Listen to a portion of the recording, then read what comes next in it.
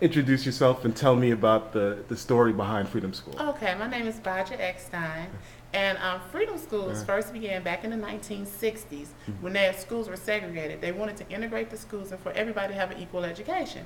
So they formed Freedom Schools so that white children and black children could be educated together and get a really holistic and rounded out education. From there, they continued Freedom Schools, but then public schools became integrated. Right. And when they became integrated, Freedom Schools kind of dissolved and fizzled out. Okay. But Mary Ray Edelman, years and years later, who was with the Children's Defense Fund, no longer saw that schools weren't integrated, but there still was not an equal education, and now it was based on economics. And our children were falling further and further behind because they didn't have the resources, they didn't have the literature that they needed.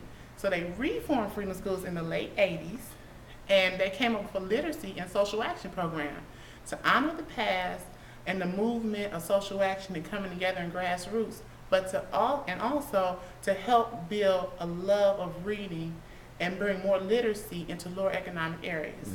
So now we got new Freedom Schools. And earlier we were talking about how the young people just aspire to read and they're taking reading home to their families. Can you tell me a little bit about that? Children, I've had parents express to me that children who would usually play video games or just watch TV or cartoons when they have free time are now picking up books or wanting to, can you take me to the bookstore? You know, in 2008, can you take me to the bookstore? Right, no Nintendo DS, yeah. You know, no PlayStation, Right. I want to read a book. Or would you read this with me? And, you know, parents are getting, it goes beyond the children that we serve here on a day-to-day basis. It goes out to their families. And then from there, from the child wanting to read, then they want to read with their families. Now parents are reading more. Parents have reported better socialization skills of their kids.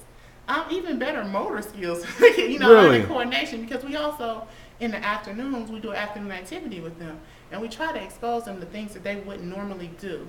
Like instead of basketball is wonderful, we love it, but most of our children have played basketball before, but most of them have not did capoeira or yoga, or just any type of modern dance. So we have facilitators come in and teach capoeira, teach them the relaxation of yoga and how to center yourself and how to become disciplined. We also have our interns teach them Spanish, because our interns are college-age students. So it sounds like school, but not really. It's not, but not really. It's a whole new idea. It's radical, you know, to a certain extent. It's freedom. It's a freedom school, but it's a different type of school that they never experienced. And just last week, the one little girl ran up to me. She said, "Miss Badja, I don't like Freedom School." I said, "What?" She said, "No, I love it." I said, That's great. That's great.